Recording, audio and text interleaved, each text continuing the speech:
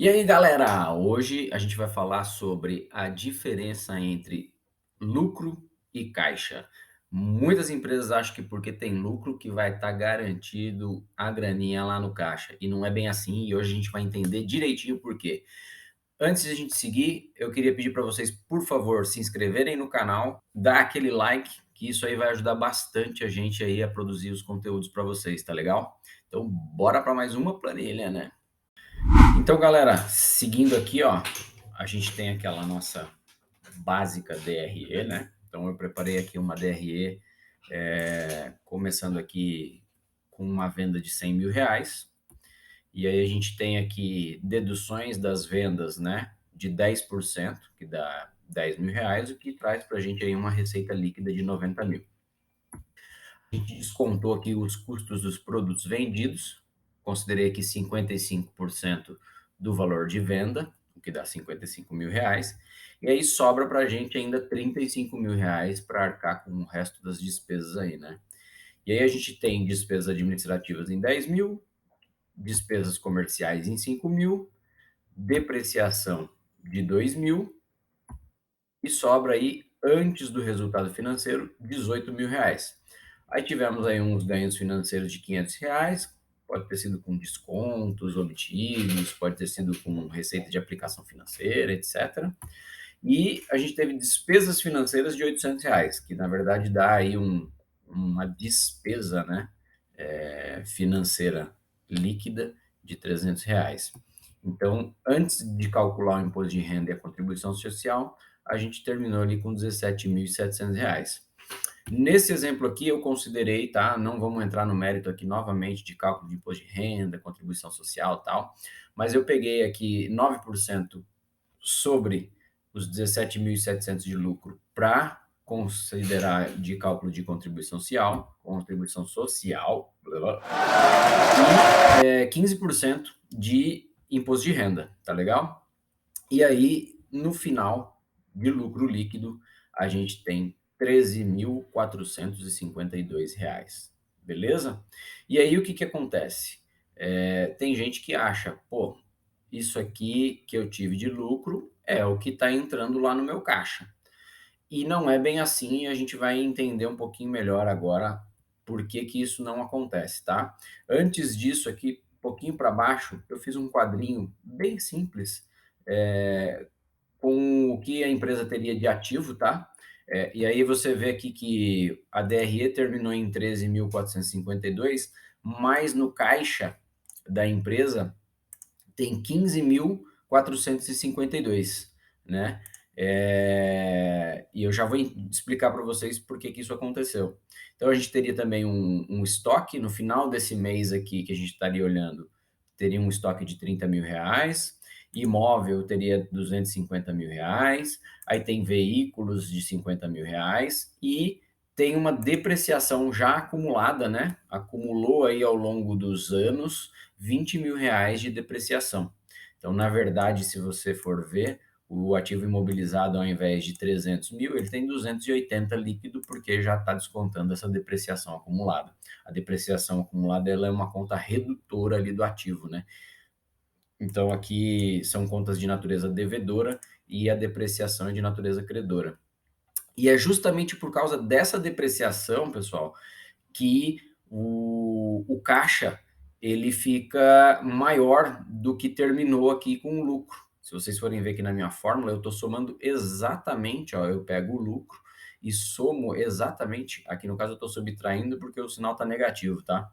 Então eu somo exatamente os 2 mil reais que teve de depreciação no período. E por que que eu faço isso? Porque a depreciação ela é uma desvalorização de um bem, né, pessoal? E desvalorização de um bem não tem uma saída de caixa. Então, por exemplo, você foi lá e comprou um veículo, né? 0 quilômetro, bonitão. Tirou da loja, esse veículo já perdeu o valor de mercado, né? E com o passar do tempo, conforme você vai utilizando, ele vai se desvalorizando ainda mais. E essa desvalorização é que a depreciação ela tenta abranger, tá? E no caso aqui para fins hipotéticos, tá? Só para fins didáticos aqui de exemplo, eu considerei que teve uma depreciação de R$ 2.000 nesse mês, e como ela não impacta o caixa, então eu somei ela aqui no caixa. Na verdade, se, e aí prestem bem atenção nisso, tá, pessoal?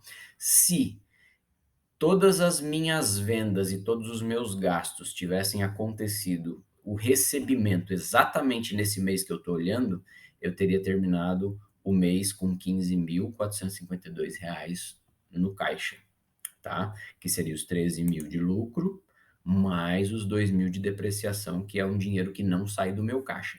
Mas não é bem assim na vida real, né? Por que que não é bem assim na vida real?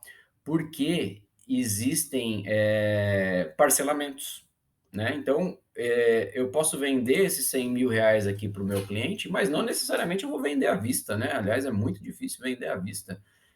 Você vai fazer um parcelamento para ele em 30, 60, 90, sei lá quantos dias, né. Cada negócio aí, trabalha de uma forma. Da mesma forma como os produtos que você comprou, não necessariamente você está pagando por eles.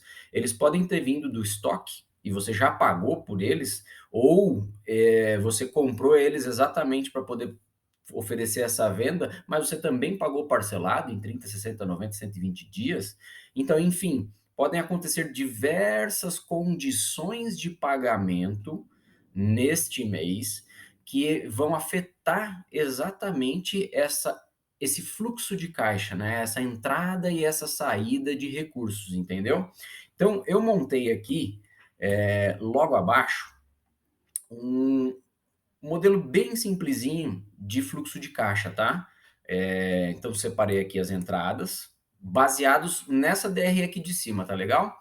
Então, o que que a gente teve de entrada ali daquela DR? Eu tive a venda de R$ 100.000 e eu tive receita financeira, aqueles descontos que eu ganhei, juros que eu recebi lá de aplicação financeira, é uma entrada de valor. Então, eu somo ele aqui. Na verdade, eu tive uma entrada de R$ 100.500. E nas saídas, eu tive todos aqueles gastos lá que a gente mostrou, menos a depreciação. A depreciação não está aqui, né?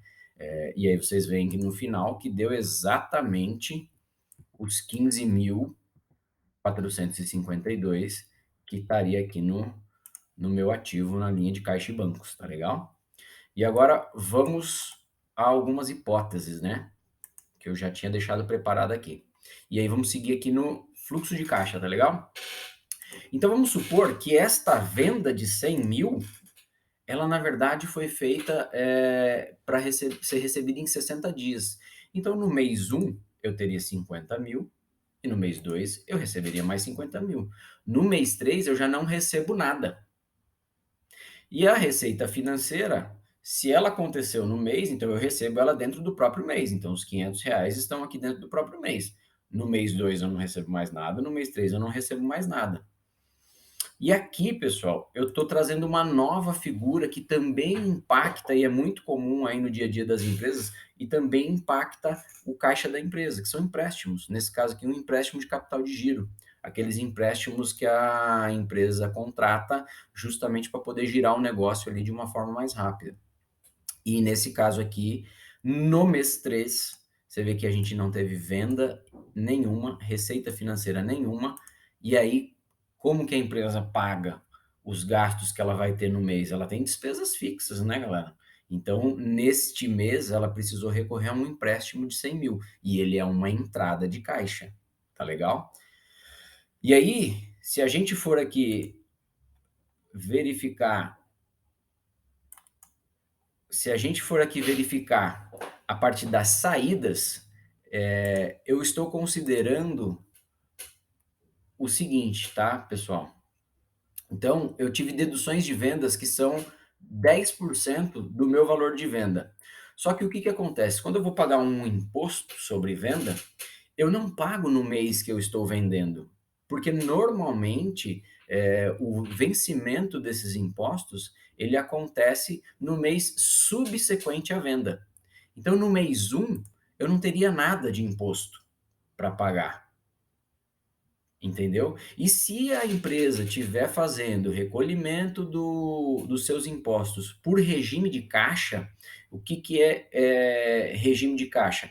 É baseado no recebimento que ela tem. Então, por exemplo, aqui, no mês um ela recebeu 50.000, então ela vai pagar 10% sobre o valor que ela recebeu, tá? E como ela recebeu 50.000, vai ser 5.000. Só que esses 5.000 ela não paga no mês um, ela vai pagar no mês 2.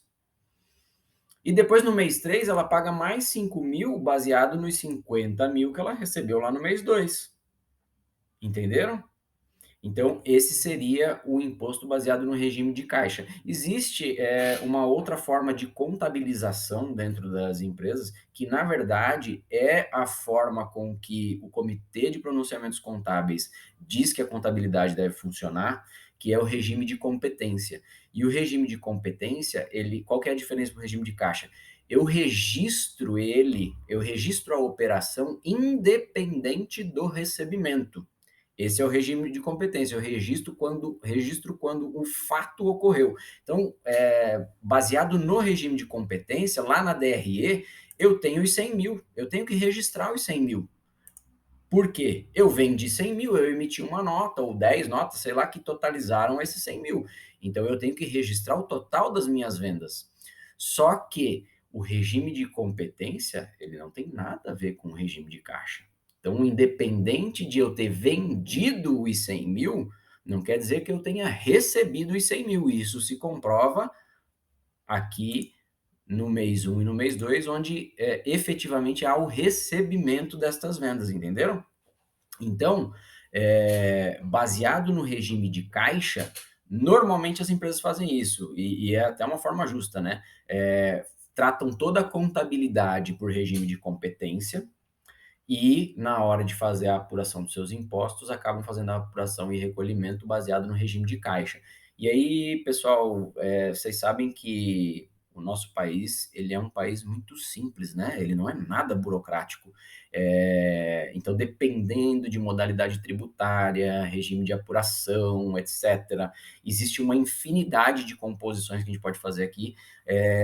Existem empresas que se enquadram em fazer o recolhimento pelo regime de caixa e outras não, tá? Não vamos entrar nesse mérito aqui, porque o meu objetivo é mostrar para vocês a diferença de lucro e dinheiro lá no caixa, legal? Então, aqui nas deduções de venda, vocês já perceberam que existe um descasamento de caixa. Eu recebo primeiro e pago depois o imposto. Então, só por isso daí vocês já percebem que existe esse descompasso no caixa. Então, o lucro que eu vejo lá, ele não tem nada que ver com o caixa que vai efetivamente acontecer ali na minha empresa, que seria esse fluxo de caixa, que é importantíssimo para todas as empresas estarem controlando, tá legal? Da mesma forma aqui, ó, eu considerei aquele mesmo custo lá dos produtos de 55.000, que seria 55% do valor de venda, ele foi comprado, esses produtos foram comprados, mas o meu fornecedor ele era bacana, ele dividiu para mim em 3 vezes, pessoal. Então eu tenho aqui, ó, 18.333 no mês um, 2 e 3.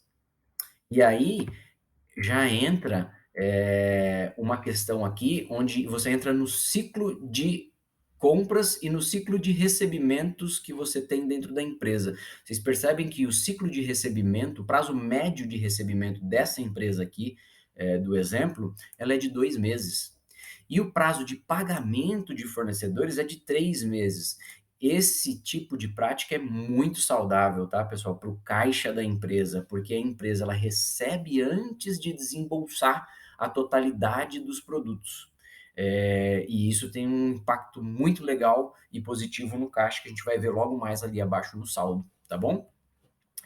E aí a gente vai ter despesas administrativas. Eu considerei aqui que as despesas administrativas elas são fixas, tá? Então todo mês vai ter 10.000 reais, não muda.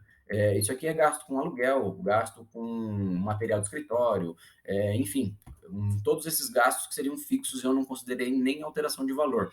O mesmo vale para as despesas comerciais, tá? 5.000 reais todo mês. As despesas financeiras, a mesma coisa. Eu considerei aqui que teve 800 reais todo mês, tá? São taxas bancárias, etc.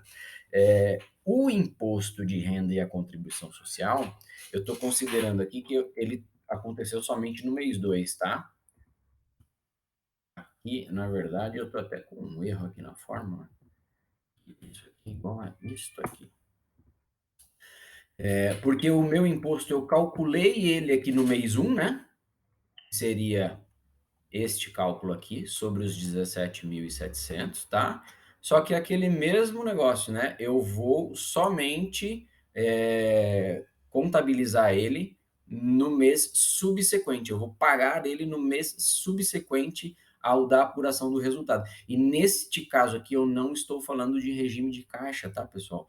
Por quê? Este cálculo ele é baseado no meu lucro antes do imposto de renda. E o lucro, pelo que a gente já viu aqui, ele é regime de competência, não é regime de caixa, tá legal? E aí aí que eu não vou entrar no mérito mesmo na questão de apuração e arrecadação de imposto de renda, porque aí a gente ia ter que perder aqui, acho que talvez um mês inteiro para explicar tudo isso para vocês, tamanha a complexidade do assunto e a legislação envolvida, tá bom? E eu considerei um outro cenário aqui, que eu achei legal trazer para vocês, que não tem nada que ver com DRE, tá bom, pessoal?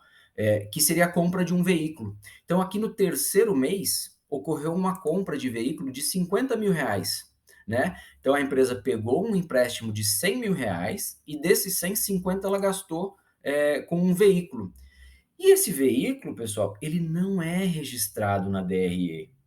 O veículo é um bem da empresa.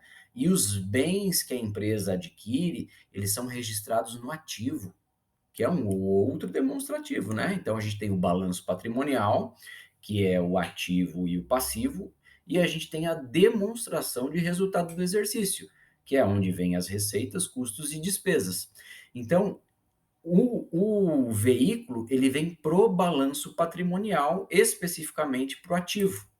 Então ele está aqui, ó, um veículo de 50 mil, ele é um bem e ele é depreciado mensalmente e essa depreciação sim afeta o resultado do exercício. Mas, como a gente já viu aqui também nesse exemplo, essa depreciação mensal, apesar de ela estar lá no resultado do exercício, ela não afeta o caixa.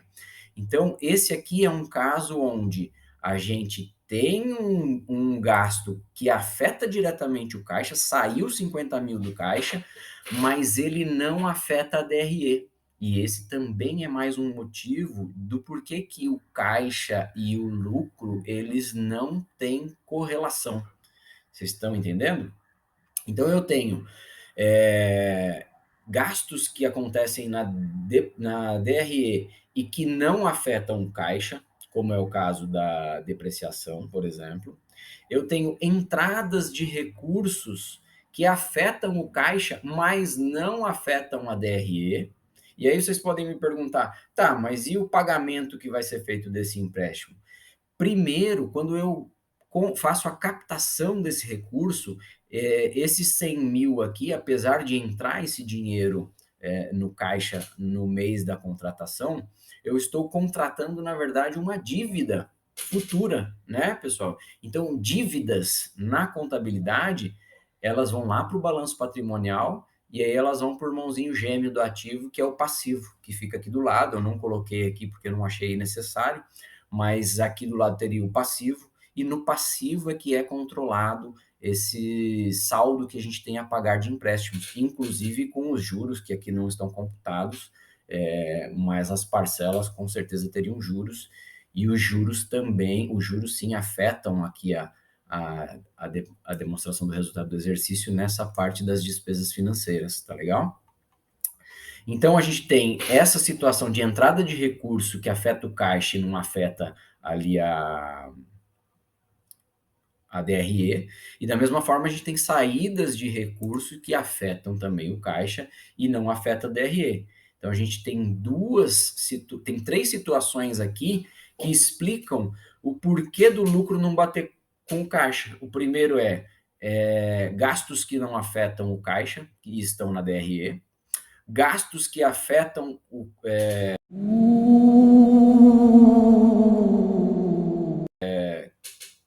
gastos que afetam a DRE, desculpe, e não afetam o caixa, gastos que afetam o caixa e não afetam a DRE, que são o contrário, e os parcelamentos, né? Esses descasamentos que existem de um mês para o outro. Então, eu não recebo a minha venda no mês que ela acontece.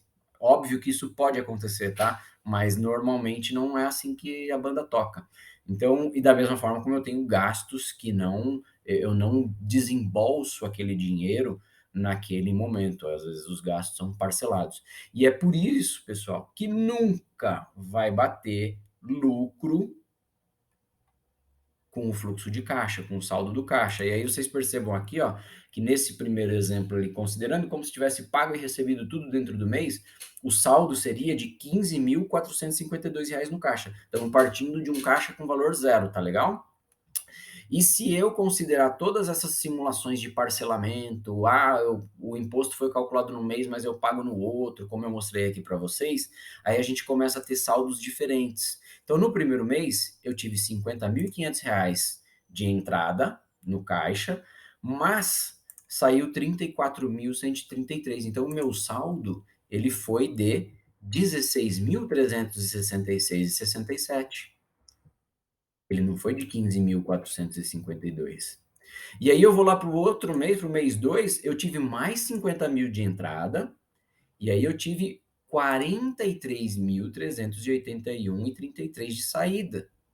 E aí o meu saldo foi para 22, mesmo a diferença aqui, ó, entre a entrada e saída, sendo 6.618,67. E por que que aumentou o meu caixa? Porque eu tenho esse saldo anterior aqui, ó. Sobrou no mês 1 16.366. E aí ele aumentou 50 mil e diminuiu 43. 22.985,33. Exatamente, o saldo ele é cumulativo, né?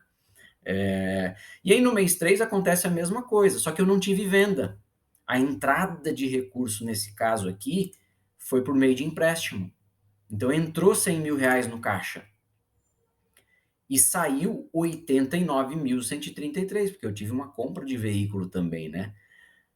O saldo líquido desse caixa no mês 3 é de 10.866, que somado aos 22.985 que eu já tinha acumulado do mês 1 e do mês 2, me trouxe um caixa de R$ 33.852. Então, pessoal, um fluxo de caixa ele funciona mais ou menos dessa maneira, tá? De uma maneira bem simplista, é mais ou menos assim que funciona.